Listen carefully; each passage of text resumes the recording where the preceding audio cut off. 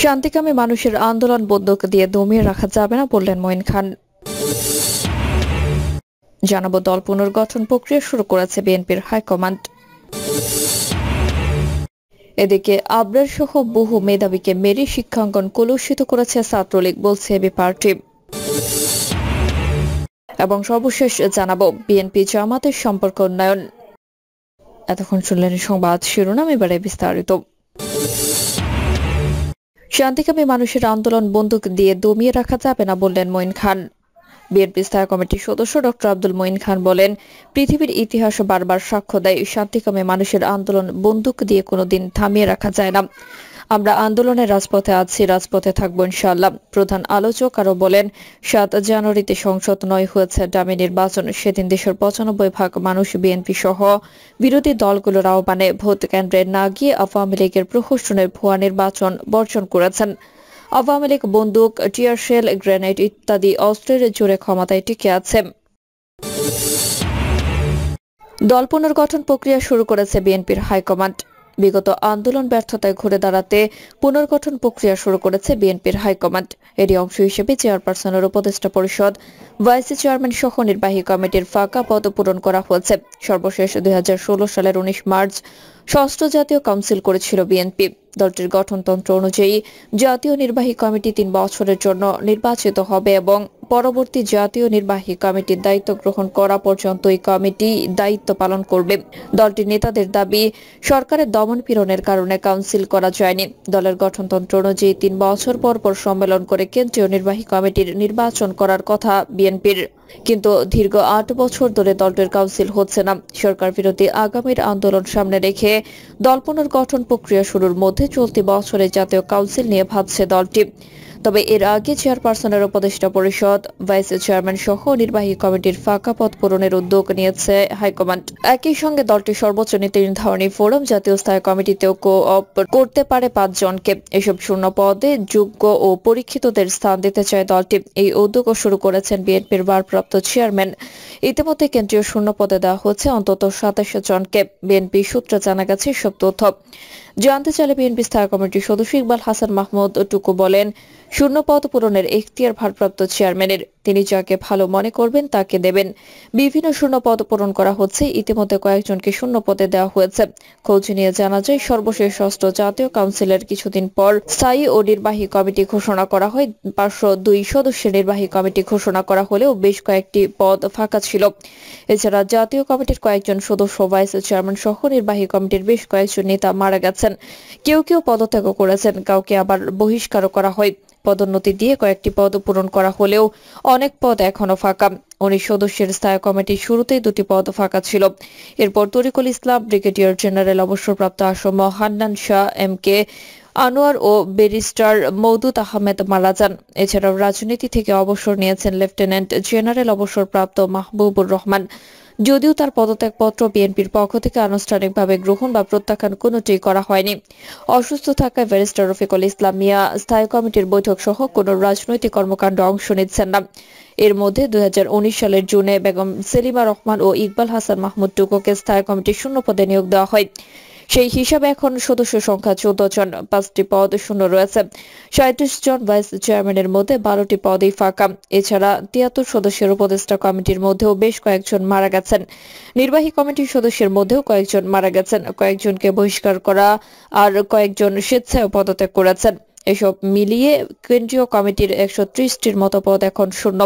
তাছাড়া বয়সের কারণে বেশ কয়েকজন রাজনৈতিক কর্মকাণ্ডে নিষ্ক্রিয়। নীতি নির্ধারণী পর্যায়ের একজন নেতা বলেন, এমন পরিস্থিতিতে সব দিক বিবেচনা করে সর্বোচ্চ নীতি নির্ধারণী ফোরাম জাতীয় স্থায়ী কমিটির 5টি শূন্য পদ দ্রুত সময়ের মধ্যে পূরণ করা হতে পারে। সেক্ষেত্রে পরিচ্ছন্ন রাজনীতিবিদ যারা দীর্ঘদিন ধরে দলের বিভিন্ন সাংগঠনিক কাজে দক্ষতা দেখিয়েছেন এমন নবীন প্রবীণ নেতা মিলিয়ে স্থায়ী কমিটিতে নেওয়ার সম্ভাবনা রয়েছে। তাদের নিয়োগ দেবেন ভারপ্রাপ্ত চেয়ারম্যান। এছাড়া দীর্ঘদিন আন্দোলন সংগ্রামের রাজপথে সক্রিয় ভূমিকা পালনের পরও অনেক কেন্দ্রীয় কমিটিতে গুরুত্বপূর্ণ পদ পাচ্ছেন না। এ ধরনের যোগ্য ও পরীক্ষিত নেতাদের তালিকা করা হচ্ছে। তাদেরকে কেন্দ্রীয় শূন্য পদে নিয়োগের নীতিগত সিদ্ধান্ত রয়েছে। আবরার সহ বহু মেধাবীকে মেরে শিক্ষাঙ্গন কলুষিত করেছে ছাত্রলীগ বলছে এবি পার্টি। খুন, ধর্ষণ, চাঁদাবাজির মাধ্যমে সরকার, দলীয় ছাত্র সংগঠন, ছাত্রলীগ শিক্ষাঙ্গনকে প্রতিনিয়ত নিজেদের ক্ষমতার লীলাভূমি বানিয়ে ক্ষান্ত হয়নি। তারা আবরার ফাহাদের মতো বহু মেধাবী ছাত্রকে হত্যা করে শিক্ষাঙ্গনকে কলুষিত করেছে। সমাবেশে নেতারা বলেন, স্বাধীন বাংলাদেশ অর্জনে যে ছাত্রলীগ নেতৃত্বের ভূমিকায় ছিল, সেই ছাত্রলীগের রাজনীতিকে এখন জনগণ স্বতঃস্ফূর্তভাবে ঘৃণা করা শুরু করেছে। যে সন্ত্রাস নির্ভর রাজনীতির কারণে আবরার ফাহাদের মতো মেধাবীদের নৃশংসভাবে খুন হতে হয়, সেই পেশি শক্তির রাজনীতি জনগণ চায় না। প্রধান অতিথির বক্তব্যে আহসান হাবিব লিংকন বলেন, পত্রিকার পাতা খুললেই দুঃসংবাদ চোখে পড়ে। জাহাঙ্গীরনগর বিশ্ববিদ্যালয়ে ধর্ষণ, সিলেটে এমসি কলেজে ধর্ষণ, মানুষের বাড়ি দখল, জনগণের সম্পদ লুট, এগুলো করছে বর্তমান ক্ষমতাসীন আওয়ামী লীগের নেতাকর্মী ও তাদের ছাত্র সংগঠন, ছাত্রলীগের গুন্ডা পান্ডা। দেশের এই রকম দুঃসময়ে আমরা বাংলাদেশ পার্টি নতুন রাজনীতি শুরু করেছে। আমি অভিভূত অ্যাডভোকেট তাজুল ইসলাম বলেন, দেশের সবচেয়ে মেধাবী শিক্ষার্থীদের প্রতিষ্ঠান বুয়েট নিয়ে আবার নতুন চক্রান্ত শুরু হয়েছে।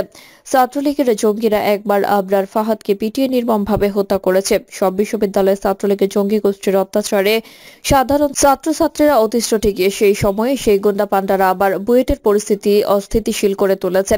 যে রাজনীতি আমাদের দেশপ্রেমিক আবরার ফাহাদকে হত্যা করে আমাদের বোনদের স্বামীর সামনে দর্শন করে, সেই রাজনীতি আমরা চাই না।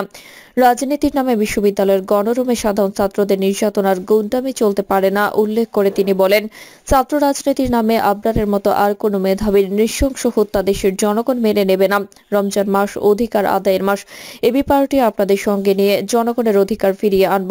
সভাপতির বক্তব্যে মেজর মিনার বলেন, আমরা বাংলাদেশের সাধারণ মানুষের জন্য রাজনীতি করছি। এই আপনারা যারা এখানে ইফতার করেন তাদের জন্য রাজনীতি করছি। মানুষের অধিকার প্রতিষ্ঠার জন্য আমাদের পরিশ্রম তখনই সার্থক হবে যখন আপনারাও জেগে উঠবেন নিজের অধিকার বুঝে নিতে। আপনারা সবাই আমাদের হাতে হাত রেখে আন্দোলন সংগ্রামে অংশ নিন। ইনশাআল্লাহ আমরা একটা সুন্দর কল্যাণকর বাংলাদেশ গড়ে তুলতে পারব। বিএনপি জামায়াতের সম্পর্ক উন্নয়ন। বাংলাদেশের রাজনীতিতে একটা লম্বা সময় ধরে দুই বন্ধুর মতো ছিল জামায়াতে ইসলামী ও বিএনপি। তবে 2018 এর একাদশ সংসদ নির্বাচনের আগ থেকে টানাপোড়েন শুরু হয় এই দুই দলের মধ্যে। সরকার বিরোধী আন্দোলনে থাকলেও দুই দল নিজস্ব আঙ্গিকে কর্মসূচি পালন করেছে, কিন্তু দুই দলের সাম্প্রতিক কর্মকাণ্ডে সম্পর্ক উন্নয়নের ইঙ্গিত মিলছে। বিশেষ করে 5 বছর পর গত বৃহস্পতিবার বিএনপির উদ্যোগের রাজনৈতিকদের সম্মানে আয়োজিত ইফতার মাহফিলে জামাতের আমির সহ 4 জন কেন্দ্রীয় নেতার অংশগ্রহণ বিষয়টি আরও পরিষ্কার করে দিয়েছে। দীর্ঘ বিরতির পর আবারও এক মঞ্চে পাশাপাশি বসা রাজনীতিতে নতুন বার্তা বা ইঙ্গিত বলে মনে করেছেন অনেকে। এদিকে রাজনীতিবিদ ও বিশিষ্ট জনের সম্মানে আজ শনিবার ইফতার মাহফিলের আয়োজন করেছে জামায়াতে ইসলামী। এতে বিএনপি শীর্ষ নেতারা অংশ নেওয়ার কথা রয়েছে।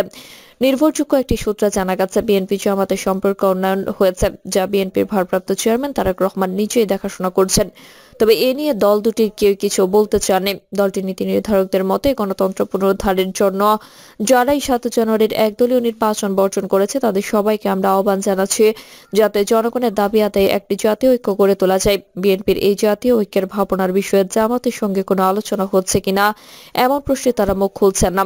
জামাতের এক সহকারী সেক্রেটারি জেনারেল বলেন, বিএনপির সঙ্গে তাদের যোগাযোগ বেড়েছে, আশা করা হচ্ছে এটি আরো ভালোভাবে এগোবে। বিএনপি সূত্রের দাবি, রাজনৈতিক কৌশলের কারণে তারা জামাতের সঙ্গে দূরত্ব বজায় রেখেছেন। দলের হাইকমান্ডের পর্যবেক্ষণ, বিগত 2টি জাতীয় সংসদ নির্বাচন ঘিরে বিএনপি ও জামাতের জোটবদ্ধ আন্দোলনে কাঙ্ক্ষিত সফলতা আসেনি, বরং ক্ষমতাসীন দলের নেতিবাচক প্রচারণায় বিএনপি জামাত সম্পর্ক নিয়ে আন্তর্জাতিক সম্প্রদায়ের নেতিবাচক দৃষ্টিভঙ্গি তৈরি হয়, যে কারণে জামাতকে দূরে রেখে সমমনাদের নিয়ে আন্দোলন করেছে বিএনপি। ভোটের হিসাব নিকাশ জামাত ইস্যুতে কৌশলী ও সতর্ক দলটি।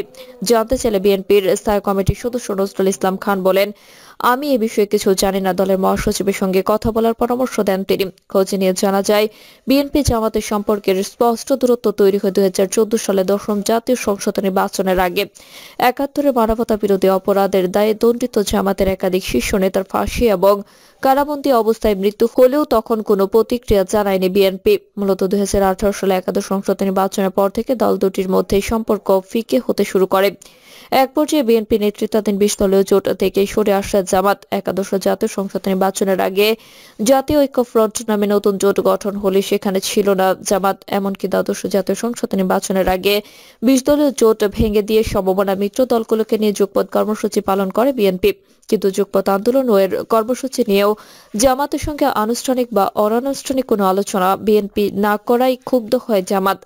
তবু যুগপৎ আন্দোলনের শুরুর দিকের দুটি কর্মসূচিতে জামাতের ব্যাপক অংশগ্রহণ ছিল। এরপর আর কোনো কর্মসূচিতে অংশ না নিয়ে নিজস্বভাবে কর্মসূচি পালন করেছে দলটি। প্রিয় দর্শক, এই ছিল এখনকার সর্বশেষ সংবাদ। আপডেট সব সংবাদ পেতে চ্যানেলটি সাবস্ক্রাইব করে বেল আইকনটি ক্লিক করে রাখুন।